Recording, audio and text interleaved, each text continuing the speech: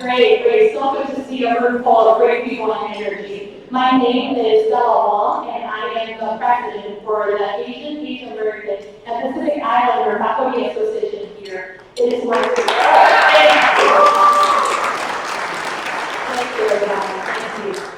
It is my honor and privilege to welcome you to the University of Louisville inaugural AETI Heritage Week open event. This is a historical event for us, right?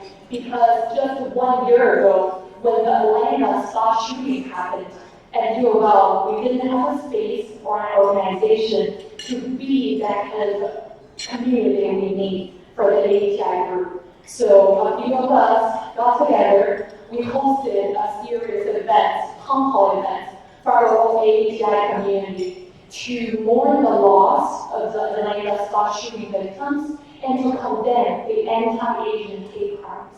And that is the beginning of our group. And in the short amount of time since last year, we were able to create this group that you're seeing today, AETI Faculty and Staff Association, and the corresponding student organization, Asian Pacific Student Union. And during this time, we were able to host monthly meetings, socials, educational events to really carve out the space to foster the sense of belongings for the AETI communities here. And that led us to the historical event of today, right? Can I have some woo-hoo? First time ever at U of L, we're having a whole week dedicated to celebrate the achievements and accomplishments of the AETI identified students, faculty, and staff members. I'm really honored and grateful to share this special moment with all of you here. And I will mention a little bit about the mission and vision of our AETI Faculty and Staff Association. We are an association dedicated to champion action and change, promote diversity and inclusivity, and provide a strong sense of community and sense of belonging and visibility for the AETI communities on campus. We are eager to actualize our vision through our continued activities and also to contribute to UL's vision to be the premier metropolitan institution that celebrates diversity and inclusivity. So I welcome you all to look at the flyer, or if you're tech savvy, scan the QR code on your table to follow along to see what other great events we have planned for the rest of the week. And I encourage you all to stay connected with us to join our efforts in the upcoming time. Last but not least, I want to give a round of special thanks and acknowledgement. First, I want to thank our special speakers, who you will hear from today, Vice President Angela Curry and the Kentucky State Representative Luke Carney. Like I said, you will hear from them shortly. I also want to thank the great sponsor of Office of Diversity and Equity. Without them, we'll be starving. So thank you guys. Also, I really want to extend special acknowledgement and thanks to my own AETI Faculty and Staff Association Executive Board. Thank you guys. Thank you guys so much. Thank you guys. Without the planning committee, all of this, we thought that would be possible, and we're really doing the mission possible. So I'm really honored and proud that I'm working with a group of leaders, fearless leaders, to create a space for us. I also want to thank all of your voting audience or this group with us today who are contributing to putting together the lineup for the AETI Heritage Week. We have community partners and so many others in attendance today. Last but not least, I want to really thank you all for showing support to coming out to the event today. I'm really excited. If I can be honest with you all, I was really anxious we won't be able to fill this room. So seeing all of you all here just warms my heart. Without further ado, I want to welcome to stage University of Louisville's Vice President and General Counsel, Dr. Angela Curry.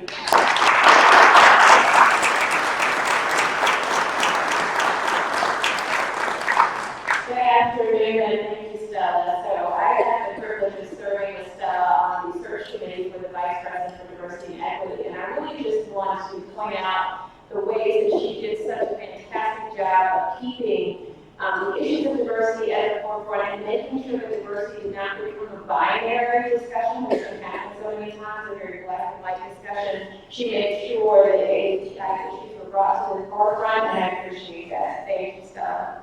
So first of all, good afternoon. It's a rainy day. The food smells so good. I can't even get some. Hopefully I'll get some on my way. But it's such an honor to be here today. I bring you greetings on behalf of Interim President Lori Gonzalez, who could not be here today. It's my pleasure to be here in her place. To welcome you and to kick off our first ever celebration of Asian American and Pacific Islander Heritage Month on the University of Louisville campus. I'm really proud of our AAPI Faculty and Staff Association, along with the campus organizations that have come here to the University of Louisville, put together such an impressive series of events and activities this week to recognize the outstanding accomplishments and contributions that Asian Americans and Pacific Islanders bring to our cardinal community.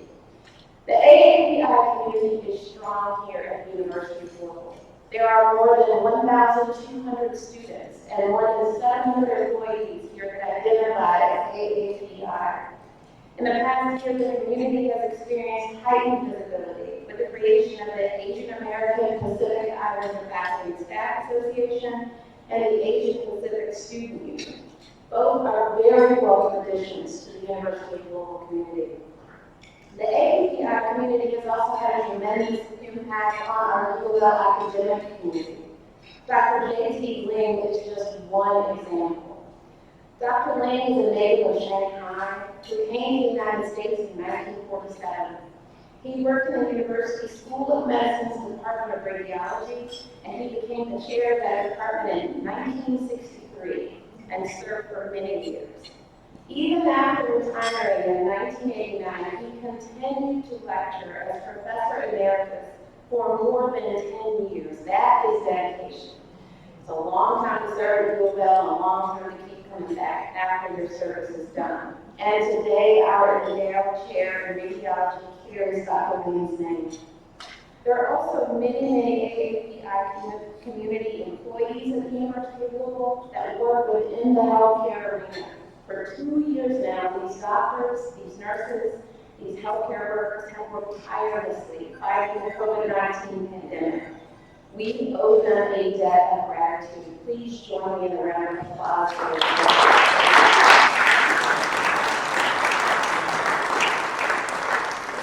So here we have a lot to celebrate today, and it is my pleasure to kick off these events. I want to introduce today's speaker today. Nima Kulkarni is an American immigration attorney and a Democratic member of the Kentucky House of Representatives. She serves the area of Louisville in District 40 and has served in that capacity since January of 2019. She was born in India and moved to the United States at the age of 6. Representative Kulkarni received her bachelor's degree in English literature at the University of Louisville. So she is a part.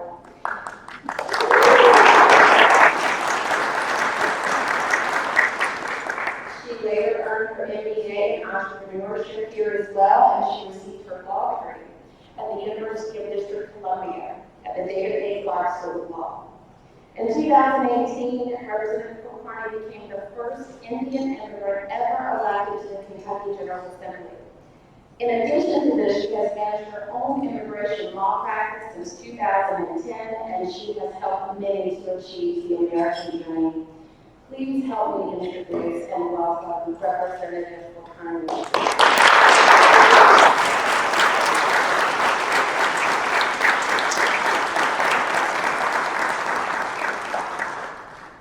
So glad we could go for adjustables. Always an issue here.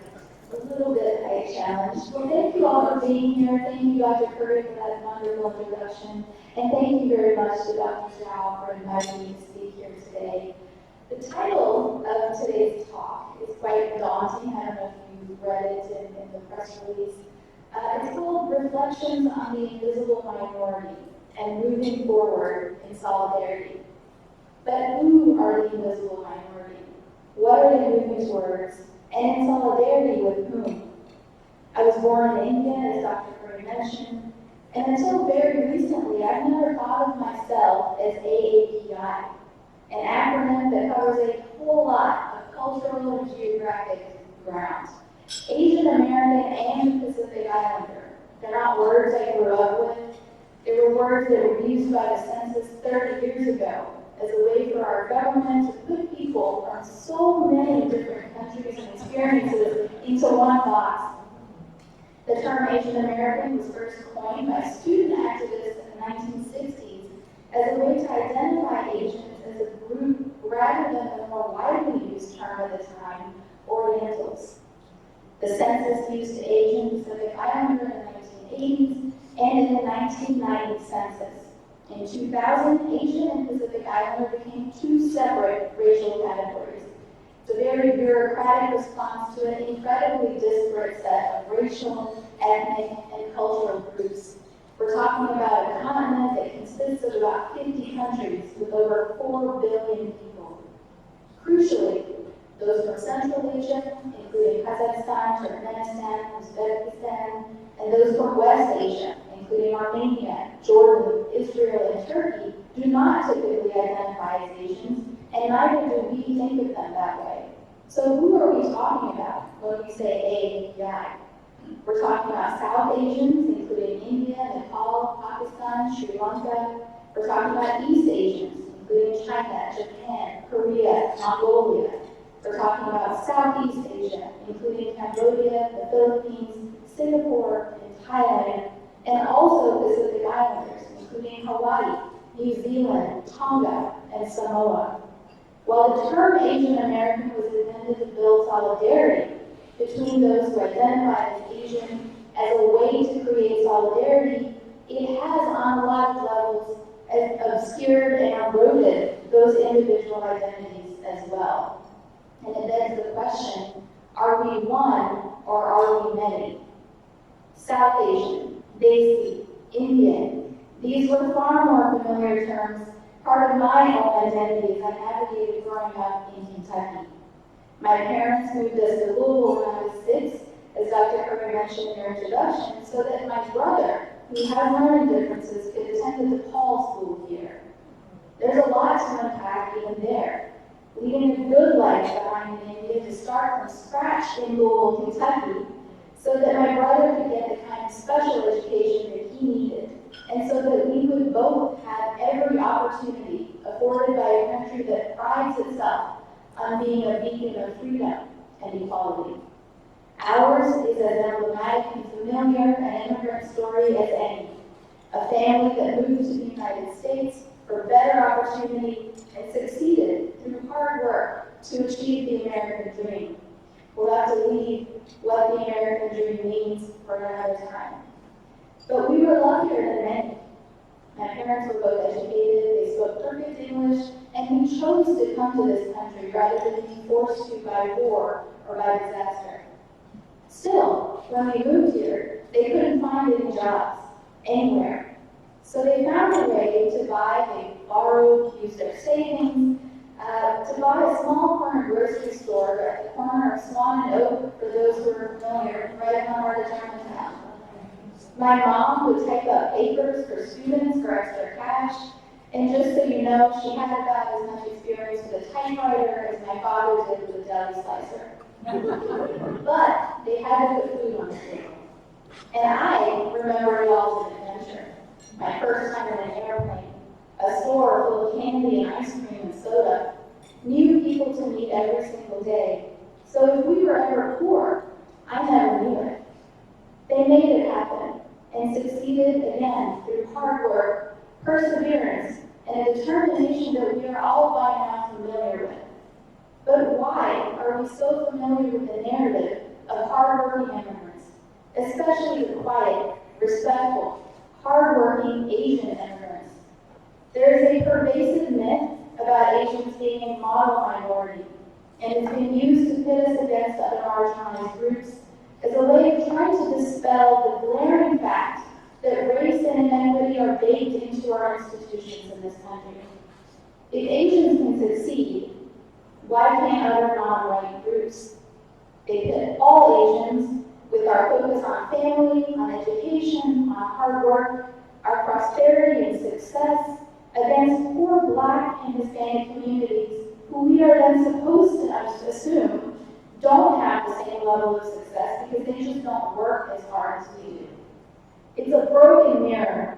It's held up by the hand of colonialism to keep everyone else down, distracted, and fractured. It's interesting how our non-AAPI neighbors view us. In this country, the line is first and foremost between Black and white. BIPOC is a recent term referring to Black, Indigenous people of color. And it's another acronym that does not reflect individual experiences or struggles of a widely dissimilar group of people. I remember when I decided to run for office in 2018, and I was out knocking doors every single day. I spoke with a very nice lady, not far from here, who, when I mentioned that I would only be the second woman of color in the Kentucky legislature, said without hesitation, "But you're not a person of color, are you?" And that is part of the invisibility that AAPI people face. If you're not Black or white, what are you, and why should I care? But it's that stereotype that Asian Americans are all hardworking, smart, and above all submissive and respectful that persists. We're hardworking, but we're not leaders. And lumping all AAPI together allows for the erosion and erasures of any differences or uniqueness among our communities. Of course, we know that Asian Americans are not a monolith. There are vast disparities in income, in education, in health outcomes, and even types of discrimination that we face. These disparities are often not seen, primarily because that's not how data is collected in census counts or reflected in any of our government policies. For instance, Pacific Islanders and Southeast Asians make up over a third of the AAPI community, but are often uncounted whatsoever in aggregated data. The discrimination that Japanese people experienced in the 1940s, including being rounded up and detained in incarceration camps, is not the same discrimination that Chinese people experienced almost 100 years before, when they were exploited as migrant labor, then labeled as the Yellow Peril and barred from this country until 1943. And yet, in 1982, Vincent Chin, of Chinese origin, was beaten to death in an act of hate by two white men who thought he was Japanese because they resented growing unemployment in Detroit's auto industry and attributed it to Japanese imports. Because it didn't matter to them who Vincent Chin really was or where he came from. It was enough that he looked Asian. After 9/11, those who looked Muslim were targets of discrimination and violence as well. It included those of South Asian origin, as well as members of our Sikh community. Most recently, the mass shooting in the Atlanta area brought greater attention to the spike in hate crimes and violence against Asian Americans. In the wake of those attacks last year, I organized a vigil in honor of those who had lost their lives to such senseless tragedy. And it's then that I started thinking of myself as part of a larger AAPI community, one that has to stand together to counter xenophobia, racism, misogyny, and hatred wherever it occurs. We put the event together in just a couple of days, no food, so it wasn't quite as organized as this event today, and expected maybe a handful of people. But almost 300 people gathered that day in Waterfront Park to demonstrate solidarity against hate and violence. As the only immigrant and the only South Asian state representative in Kentucky, it was important for me to create a space where people could come together to breathe, to express support, and to feel unified, which is why it is so crucial to be seen and to be at the table where these decisions are made. As a legislator, I have worked to stop harmful anti-immigrant legislation, spoken out against racist and xenophobic remarks, which are all too common, unfortunately, and go by unremarked. And I always work to build relationships with other legislators who may never have met another Asian person before in their life.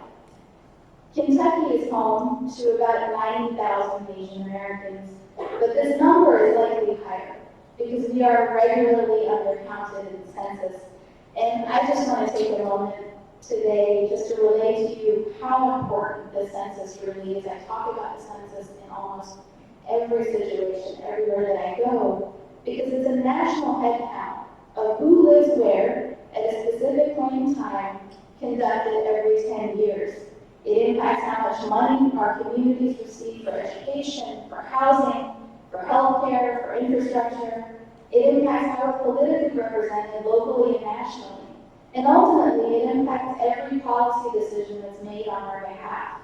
And in the 2020 census, we know that there was a deliberate effort to scare people, and by people I mean immigrants, from participating in the census at all. We already tend to respond less to polls, counts, and surveys. So it's unclear where the last decennial census fits in with this larger pattern of undercounting. So please, as a takeaway, make sure that you and your family and your neighbors and your community are all counted in the next census. Because this country looks vastly different than it did even 20 years ago. And the 2020 census marked the first time that lines were added under boxes, so people could answer in more detailed ways about how they identified themselves. As a result, the number of Americans who identify as multiracial spiked by 127%, which came as a big surprise to demographers, but in reality simply reflected, for perhaps the first time in our history, what America really looks like and what America feels like.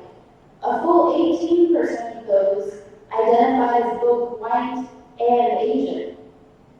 This more recent bureaucratic response marked a shift to try and capture and categorize that same incredibly disparate set of racial, ethnic, and cultural groups that live in this country.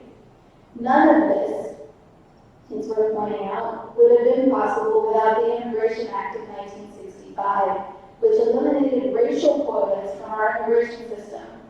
As an immigration attorney, I studied closely the history of our immigration system, which has essentially been cobbled together in an attempt mainly to keep certain people out, primarily those who are not of Northern or Western European stock.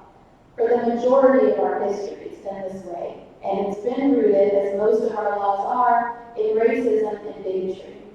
Once those floodgates were open, Asians were able to immigrate in far greater numbers to the United States, along with other peoples who were previously deemed undesirable to this country.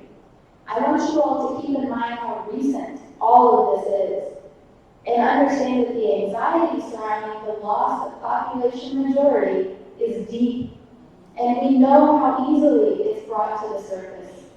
The prior administration made this cultural anxiety and fear of losing power a hallmark and a cornerstone of their policies, of all of their policies, demonizing and criminalizing immigrants, going back to calling immigrants aliens in official documents.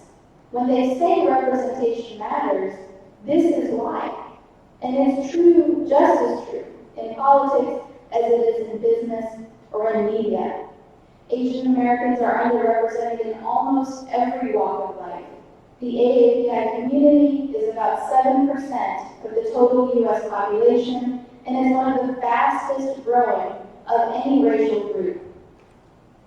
Between 2000 and 2019, the AAPI population grew by 81%, and it's projected to surpass the Latinx population by the year 2060. The largest groups are Chinese, Indian, and Filipino. There are over 20 million people of Asian descent in the U.S., but we are largely invisible in conversations about politics, about race, about gender, and many other issues that directly impact us. Why is that? It's because we make up just 5% of CEOs of Fortune 500 companies. We make up 3% of top grossing film directors. We make up 0.9% of elected officials. When I was growing up, the most any of my classmates knew about India boiled down to the monkey brains eaten in the Indian somehow persisted all throughout high school, or Apu, the Quickie Mart owner who had a doctorate in computer science. I don't remember being particularly offended by questions about whether my family actually ate monkey brains, mainly because the question was so ridiculous, and yet was being asked so earnestly.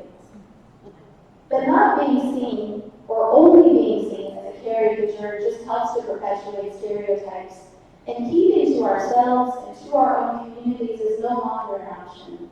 We have to make the choice to be seen in boardrooms, in public office, on television, as an electorate and a constituency.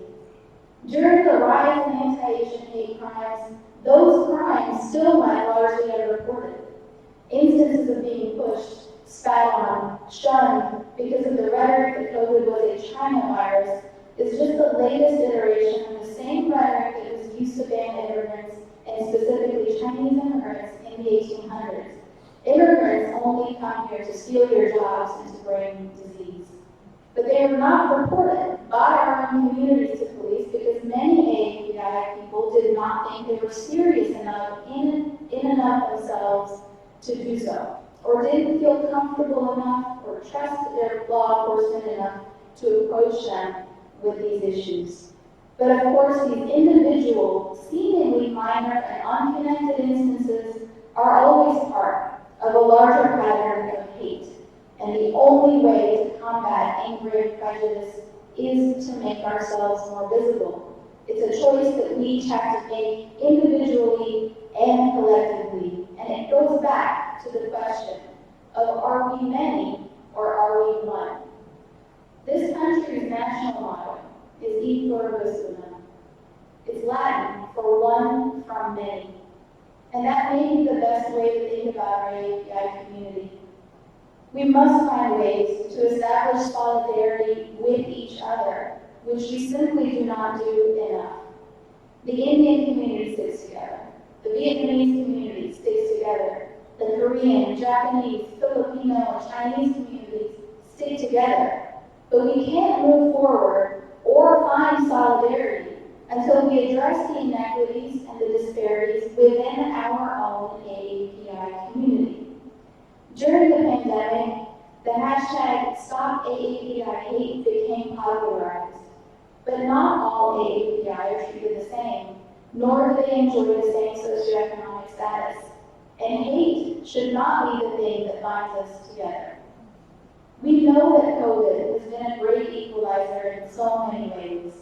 But still, Chinese and South Asians had some of the highest COVID-19 deaths and hospitalization rates in New York City. Native Hawaiians and Pacific Islanders had the highest death rates out of any other racial and ethnic group in California. Filipino nurses account for 4% of the nation's nursing workforce, but nearly a third of all nurses who have died of coronavirus. Outside the pandemic, nearly 500,000 AAPI women work in the food services and personal care industries, where they are constantly vulnerable to low, unequal pay and sexual harassment and exploitation. But they are not primarily of Chinese or Indian origin, who instead make up half of the STEM students in our country. Most of the AAPI CEOs that are at Fortune 500 companies are of Indian origin, including those from Google, Microsoft, and Adobe. So the divide in between and among the AAPI community is stark. So moving forward, what can we do to bridge that divide? We ask, are we AAPI first or Americans? Now that line is increasingly blurred, or it may even be non-existent. But we are at a crossroads right now. We can clearly see the disparities, and we know how to address them. We see what this country looks like, and that it will look increasingly Asian over the next few decades. Accountability and transparency have become buzzwords that we have got to internalize and use with intention, with each other and with the larger community, with law enforcement, with politicians, with companies that routinely refuse to promote us to leadership roles, with anyone who dabbles in everyday, casual xenophobia. To truly move forward in solidarity, we have to move forward with clear eyes and a recognition that while AAPI communities are not all the same, we are all in this together. We build power, one vote at a time, one company at a time, one book, one movie, one community at a time, not stirring only when violence strikes, but in our everyday lives. I want to leave you today with 2 quotes. The first is from Gandhi, who said, "Our ability to reach unity in diversity will be the beauty and the test of our civilization." The second is from Robert Kennedy, who is not AAPI, but I found his words moving when he was speaking to the National Union of South African Students in an assembly opposing the government policy of apartheid. He said, "Few will have the greatness to bend history to itself. But each of us can work to change a small portion of events, and in the total, all those acts will be written in the history of this generation. It is from numberless, diverse acts of courage and belief that human history is shaped. Each time a man or woman stands up for an ideal, or acts to improve the lot of others, or strikes out against injustice, he or she sends forth a tiny ripple of hope, and crossing each other from a million different centers of energy and daring, those ripples build a current which can sweep down the mightiest walls of oppression and resistance." I thank you all for your time today, and I encourage each of you here to send forth your own ripple of hope in your daily lives, whenever and wherever you can. Thank you.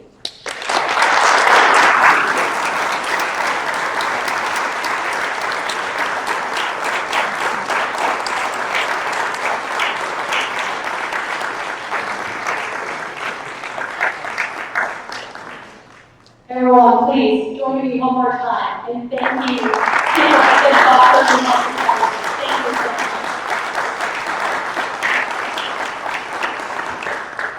Next, we have a Q&A panel moderated by our very own AAPI Faculty Staff Association's Dr. Andrew Zhao. Thank you, Representative Kokani. That was inspirational. Thank you, everyone, for coming up and showing your support for our very inaugural AAPI Heritage Week. I'm Andrew Zhao. I'm Associate Professor of Anthropology at UL. For the remainder of the time, I'm going to moderate the Q&A session. So some of you have submitted your questions already, and we're going to take some live questions as well. While you are preparing your question, I'm going to talk a little bit about the theme of today's event and ask my first question. So, a dominant theme of Asian employee experience is feeling invisible. This sense of invisibility is multifaceted and widespread in American society. According to a recent survey of 2,766 U.S. residents ages 18 and over, asking them to name a favorite Asian American, the number one response coming in at 42% was, "I don't know." And the remaining survey responses were equally telling. The second response at 11% was Jackie Chan, a martial arts star from Hong Kong. And coming third at 9% was Bruce Lee, who was another martial artist who died in 1973. This invisibility also present in American professional workplace.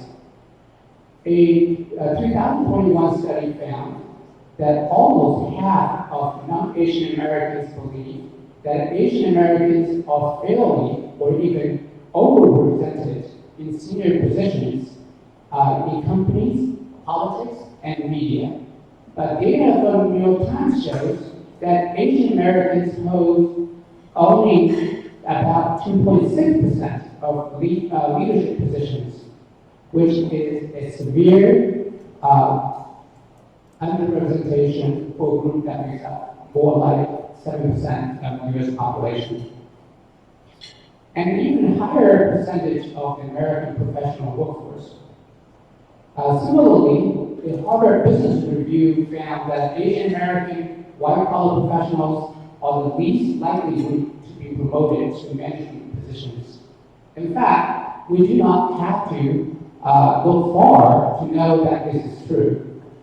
At the University of Louisville, we have about 700 AAPI employees, but only, I may be wrong, but I think maybe just one Asian person at the dean's level and above. At the Kentucky State Capitol, Ms. Connie is the first and only Asian lawmaker. I know the institutions can do better, but we Asians must do better as well. So here's my first question for you, Ms. Connie. What was your motivation to run for public office, and what obstacles, if any, did you have to overcome in your line of work as an Asian American? Alright. So what made me run, to be perfectly honest, I'm an immigration attorney. Immigration is an incredibly political area of law. It changes based on administration, it changes day by day based on policy. And the prior administration really lit a fire, I think, under a lot of people to do something, to change something, because they saw a direction that this country was headed in that they did not want to go. And so that really motivated me to kind of look around and see, is this even an option for me? Certainly this was not anything that was in my family, or in my, immediate circle of people. I was not acquainted with a lot of politicians in that way, but I knew that I needed to do something a little bit more than helping individuals on a case-by-case basis. So I looked around and I looked at what positions were available, and we're actually in my district right now, so I'm incredibly proud to have represented at least the university as a kind of crown jewel. The issue was that I was running against an incumbent at the time. I decided to run for state representative because this was an individual that had been in office for 20 plus years, did not reflect the changing nature of this location, of the university, of the importance of what was happening on a national level, and not really doing a lot to change any of that rhetoric that we were hearing in Kentucky. And so I was advised not to run. This was a member of my own party. I was new. I think a lot of people were well-meaning and said, no, please don't run, because they didn't, I'm going to be generous and say they didn't want me to be discouraged in case I lost. But I didn't lose. And I think that was part of the engagement that was missing for so many years before I decided to run. And a lot of it was, to your question about being Asian American, being Indian, this was not something that I thought about very actively or deliberately when I was running for office, but it really highlighted for me the importance of it when other younger Asian women and young girls would come up to me and say, oh, wow, I can't believe you're doing this. This is maybe something I want to explore, and then help your campaign. Can you connect me with my representative? And that, to me, really shifted the way I was looking at the whole thing. Rather than it be about how can I change something and focusing on what I could do on a policy level, it became a larger conversation with AAPI folks who maybe didn't even live in my district. I was hearing from people from outside of Kentucky, because there aren't very many elected AAPI individuals nationwide, local, state, federal, you name it, judges, clerks. There's just very little representation in public office. And I think that the challenge then became, how do I incorporate in Kentucky these ideas and really strongly held beliefs that I had about immigration policy, about being an immigrant, about being Asian, into Kentucky, which is not a border state. It doesn't have a huge Asian population. It doesn't have a huge immigrant population. But you would hear things, and I would notice things because of my perspective and my experiences when people said casually or offhand, they things that were incredibly hurtful and racist and xenophobic that you had to stand up and call them out, and nobody else noticed. My own colleagues didn't notice because they weren't listening for that. So I think what turned out to be a very good decision for me in terms of what I felt I could do to better the lives of every Kentuckian has really also shifted into incorporating how can I be a voice for the AAPI community and make sure that I'm very, very short-lived as the first and only immigrant, as the first and only person of Asian descent. I want there to be more people like us in elected office because, again, we have got to be at the table where these decisions are made because people aren't going to just know what our needs and our concerns and our experiences are unless we're there to tell them. Yeah, thank you. That's pretty good. Anyone? Yeah, anyone has any questions?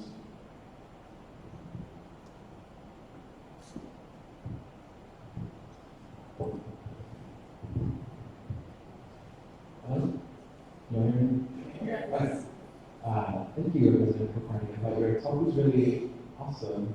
I just liked the emphasis on like the diversity of all of our different cultures within Asia, but then also the need for solidarity to fight larger structural questions.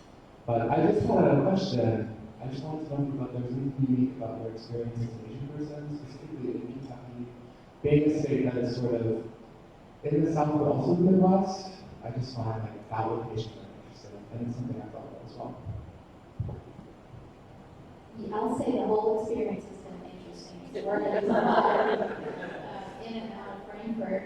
I think one of the things that I found most interesting is because I'm not Black and because I'm not white, other legislators and other folks that are not in Jefferson County don't really know what to do with me, and that can be an advantage because I've been able to have discussions about race, about immigration, in ways there's a wall somehow. There's a wall if you're Black, if you're white. There's just this dialogue that happens when you're already in your own corners, and so you're already kind of stuck in your ways when you're discussing it, especially anything sensitive, anything that's controversial, anything that speaks to or alludes to the racist history in this country, the xenophobic history in this country.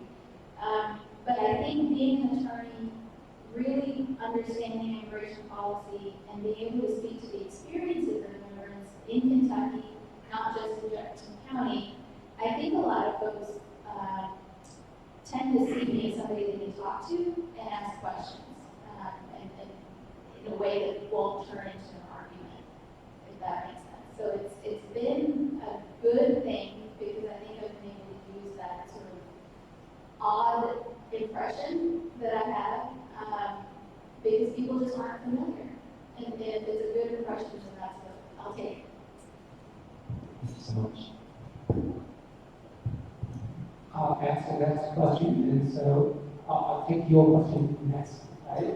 So how can we, as a city, a university, become more attractive for individuals that are looking to come to the U.S. to start careers and raise families? So it's difficult because the university is great. I think it does a good job in attracting students, and it does a good job in attracting researchers, faculty, but it's in Kentucky. And Kentucky has a lot of terrible policies when it comes to inclusion, when it comes to diversity, when it comes to not being racist or bigoted in some way, being open to helping and supporting women.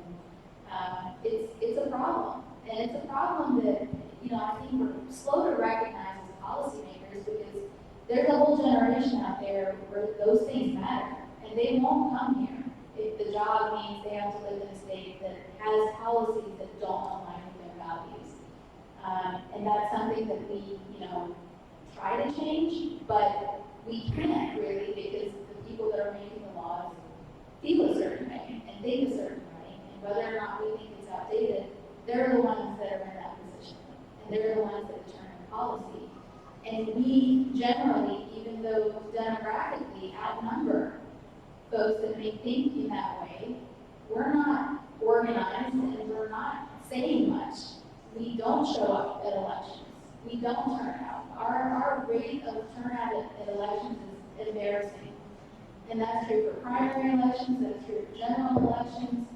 And as an example, almost 50 judicial races are going to be on the ballot this year.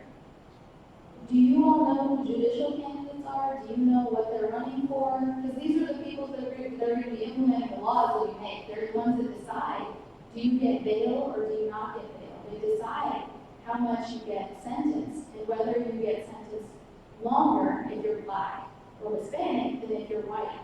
And I guarantee you, and I'm one of them, I have to make a cheat sheet. But these are races we need to be aware of. We need to make sure we vote at every single election, that we hold our elected officials accountable. I think I've lost track of the question. But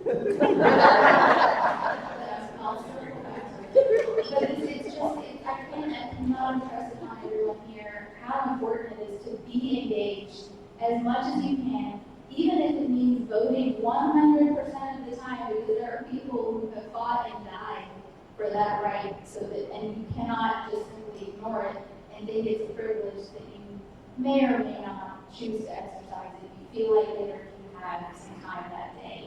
I think that's the most crucial thing that we can take away from today, is just we have to make ourselves more engaged, put ourselves in that arena if we want to see any change that's going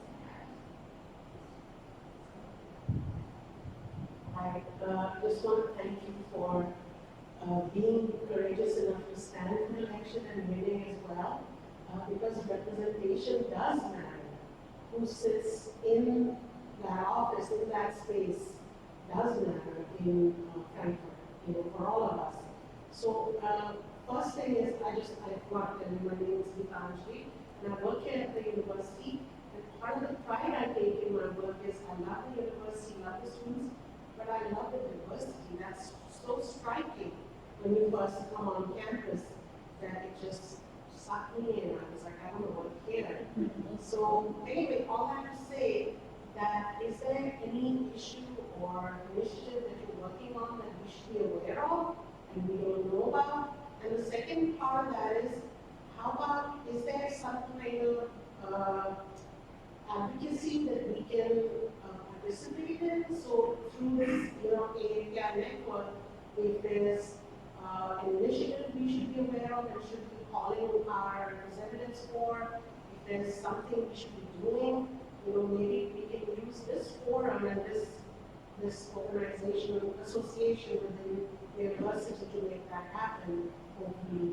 And even something as simple as which judge leans which way in terms of their voting records, that's not easy information for us to gather for this large number, that is going to be standing for election.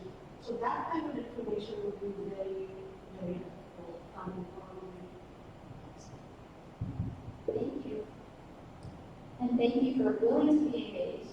I'm so glad this group exists, because I will also say that yes, to answer one of your questions, you should always be calling your representative. Call them about anything, whether you think it's important or not. If it's something that concerns you, just call them. We get things called green slips whenever a constituent calls or anybody calls. And whether or not it's in response to a piece of legislation or it's just a concern that you want to raise with them, you should know who your state representative is, you should know who your state senator is, you should know who your metro council member is. You need to know who all of these people are, because they're the ones that you want to call and who you want to contact whenever there's an issue in your own neighborhood. I think that for myself, the majority, I would say 99% of the bills that I file come from constituents or constituent concerns. So I either work directly with constituents to draft legislation, or I work on legislation that has been brought to me by a constituent because of something that they've faced. And that included, for instance, this last session, eviction protections, with a lot of landlord tenant legislation. I worked on extending unemployment insurance to those who are survivors of domestic violence or stalking. There's a whole lot of different types of legislation that we work on. And I think that it is incredibly difficult. There were, I think, about 800 bills about this session I came we have staff, we have people to help us. I read every bill before I vote on it, so I know what I'm voting on. But that's difficult to do. And it's almost impossible for people sitting here working, with families and trying to navigate all of that already, to then add on this other additional homework of looking at every piece of legislation that's been filed, some of which is truly horrendous, some of which is good. You want to know who's filing what and why. There are a lot of special interest groups that provide legislators with ready-made material and bills to further their own interests. There are also a lot of advocacy groups that do the same. So I think it's helpful for a group such as this to get resources together for what are advocates looking at, what bills are they looking at, what are they wanting people to support, what are they wanting people to oppose. And a lot of the times they will have their own way of contacting legislators that will automatically find your own representative, find your own senator. So you get an email or you can get their number and you can call. But it is difficult. But there are a lot of different groups. And there's a group called Citizens for Better Judges, for instance, who I will be looking at for who they endorse judicial races, because they do a really good job of getting qualifications of those candidates.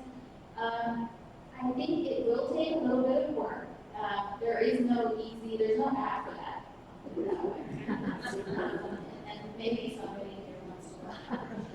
But I think it's going to take a little bit of research and digging into just who do you want to follow, because if you use social media or you get on the mailing list, you'll get that information automatically based on what groups you align with, what the policies and values that you want to see change.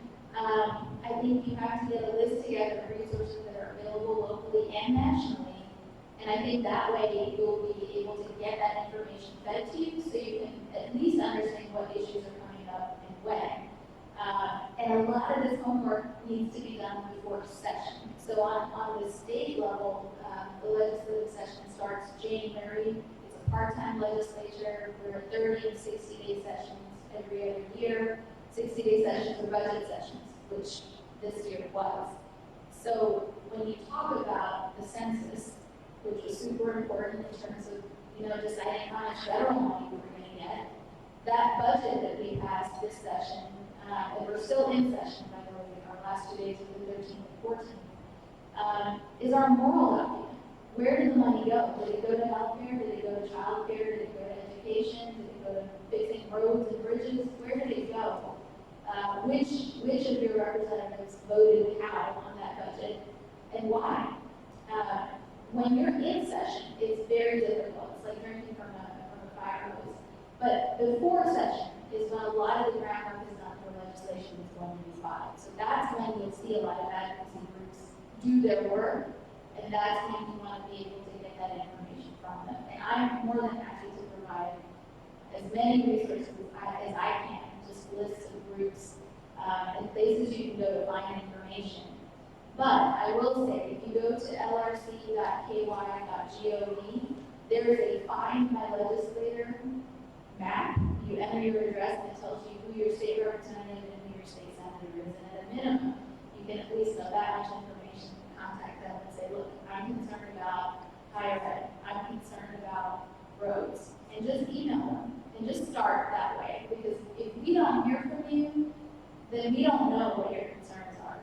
There's no way I can put myself in the mind of every constituent and just understand what they're going through, what they need.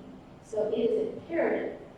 Democracy is a two-way street. It is imperative for you to contact and communicate with your local and state representatives.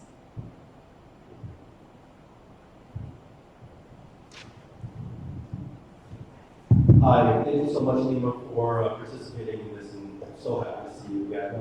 My question is a simple one.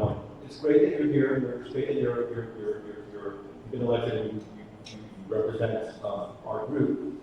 My question is, civic engagement is very important, and it's great that you're there, but do you have to have the demographics of the constituents who call you for concerns? I mean, the squeak wheel usually gets the oil, so I just wondered if you happen to have those demographics of any API people or API people who contact you for any concerns. Thank you.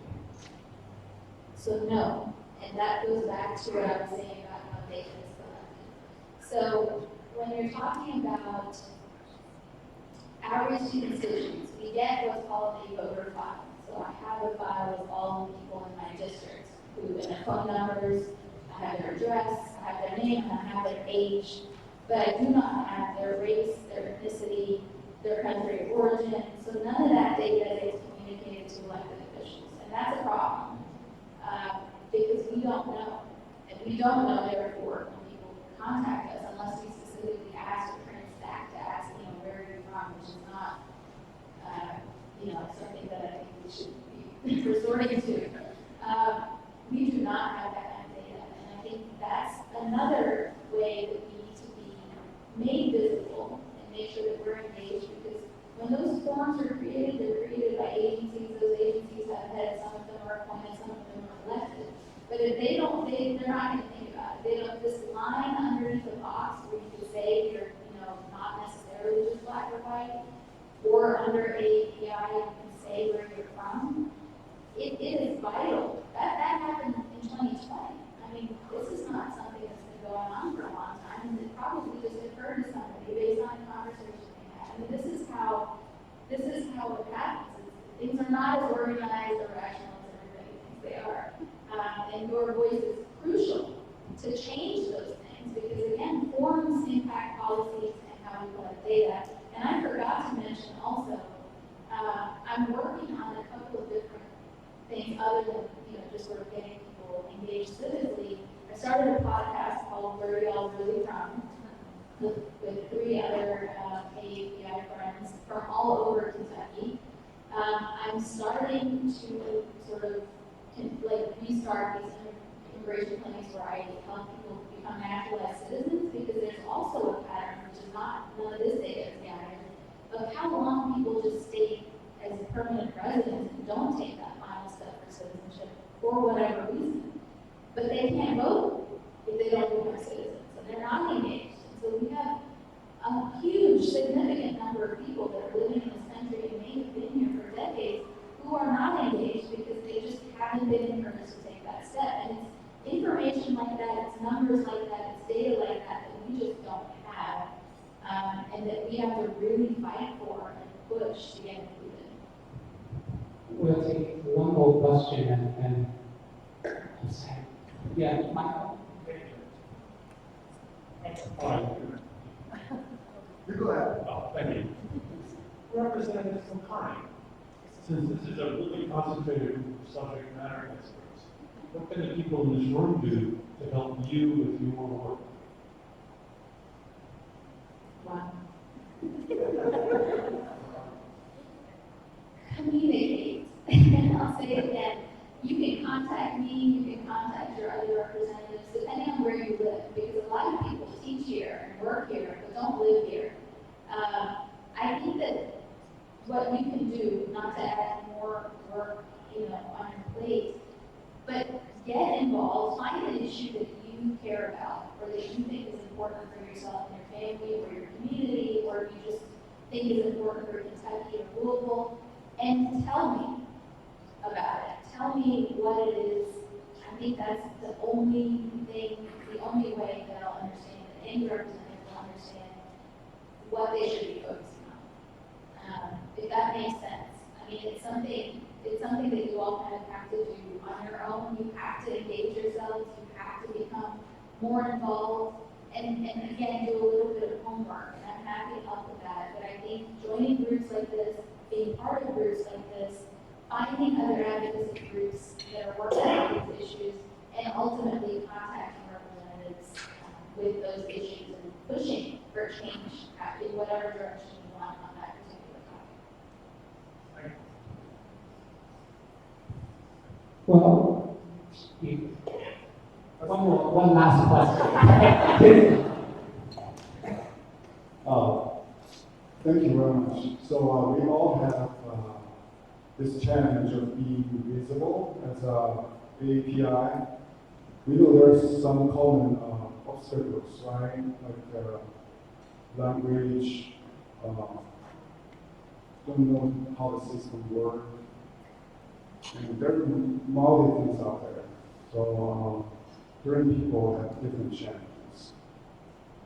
What are the resources which we can get access to and help build up that confidence?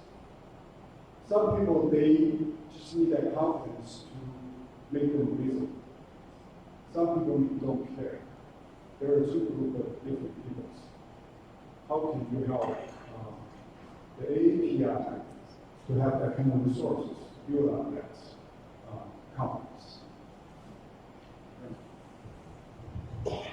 So this is a situation where there's strength in numbers.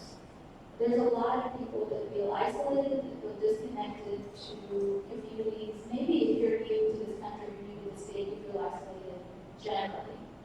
But if you can't find people from your own community, you're isolated in that sense. If you do find people from your own community, you're stuck within that community and those same issues, the same concerns, same languages.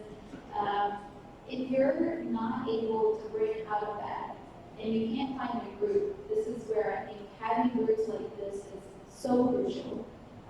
Finding like-minded people and creating that collective so that you can have those discussions, so that you can build those connections outside of your own experience and your own day-to-day is how it's been done. I mean, the founding fathers were a group of like-minded people. Nobody told them they should meet and come up with this idea. It's something that, again, you need to look at what you can handle in your own day-to-day, but find other people and build those connections and identify what commonalities are there, what values are there that align with everybody, and build on that. Because the best advocacy groups started with that. People meet in a living room, they're concerned about something, maybe it's 5 people, but then they start talking to other people, they build their numbers, and ultimately, when they come to Frankfurt, people listen to them. And that's how advocacy has worked from day one. It's just one person, a small group of people that find and add to their number, and as a collective, push that vision forward. That's probably a little bit more broad than you were thinking, but it starts with just one meeting. It's just one meeting, one conversation,